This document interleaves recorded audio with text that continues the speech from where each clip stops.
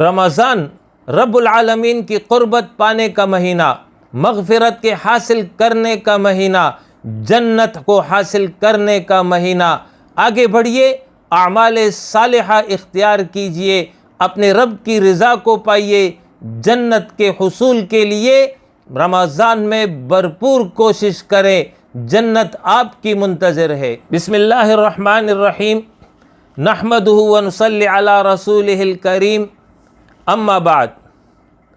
رمضان المبارک میں بندہ مومن سحری کرتا ہے، اور جب سحری مکمل کر لیتا ہے اور اس میں طلوع صادق ہو، اس وقت بندہ مومن کھانے اور پینے سے رک جاتا ہے۔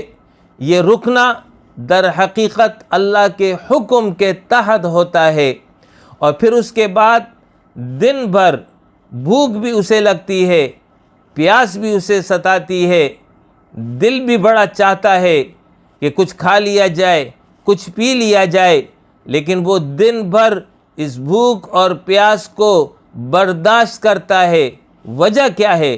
وجہ یہ ہے کہ وہ جانتا ہے میرے رب کا یہ حکم ہے، اس کا یہ آرڈر ہے کہ میں نے دن بھر کوئی چیز جو ہے نہ کھانی ہے نہ پینا ہے۔ اور پھر اس کے بعد جب غروب آفتاب قریب ہوتا ہے اور وہ دسترخوان پر بیٹھا ہوا ہے، اس کے سامنے تمام اقسام کے میوے پڑے ہوئے ہوتے ہیں، لیکن وہ ہاتھ نہیں بڑھاتا تاں آ کے غروب آفتاب ہو جائے۔ اور جیسے ہی غروب آفتاب ہوتا ہے وہ اپنا روزہ افطار کر لیتا ہے۔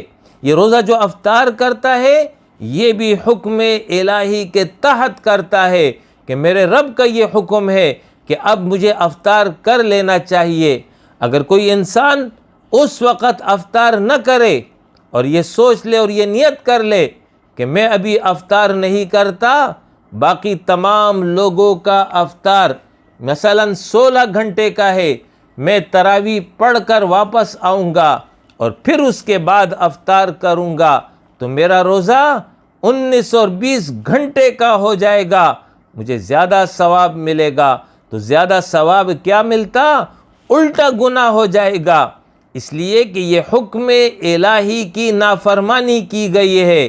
اللہ کا حکم یہ تھا کہ غروب آفتاب ہوتے ہی جو ہے آپ نے افطار کر لینا ہے۔ لہٰذا یہ 30 دن مسلسل ایک تربیت دی جا رہی ہے کہ تم نے کھانا ہے تو اللہ کے حکم سے کھانا ہے، تم نے رکنا ہے تو اللہ کے حکم سے رکنا ہے، تم نے پھر کھانا ہے تو پھر اللہ ہی کے حکم سے کھانا ہے۔ تو یہ کھانا اور رکنا حکم الہی کے تحت ہے۔ تو یہ رمضان کا پیغام ہے ہر مومن اور مومنہ کو کہ تم اپنے آپ کو آزاد اور خود مختار نہ سمجھو کہ میری مرضی جو چاہوں میں کروں، نہیں، تمہاری کوئی مرضی نہیں ہے، مرضی ایک رب العالمین کی ہے، اسی کا حکم ہوگا، اسی کے حکم کے مطابق بندہ مومن نے چلنا ہے۔ اس کے پاس اس کا جسم ہے، اس پر بھی اس کی مرضی نہیں ہے، اس کے پاس مال ہے، اس مال پر بھی اس کی مرضی نہیں ہے، اس کی اولاد ہے، اس کی اولاد پر بھی اس کی مرضی نہیں ہے، اس کی کوئی مرضی نہیں ہے، مرضی ایک رب العالمین کی ہے۔ یہ تمام اشیاء اس کے پاس امانت ہے اور اس کو بطور امین اس نے استعمال کرنا ہے۔ اسی طریقے سے رمضان کا پیغام یہ ہے کہ کچھ عرصے کے لیے، کچھ گھنٹوں کے لیے ایک حلال چیز تم پر بند کی گئی ہے۔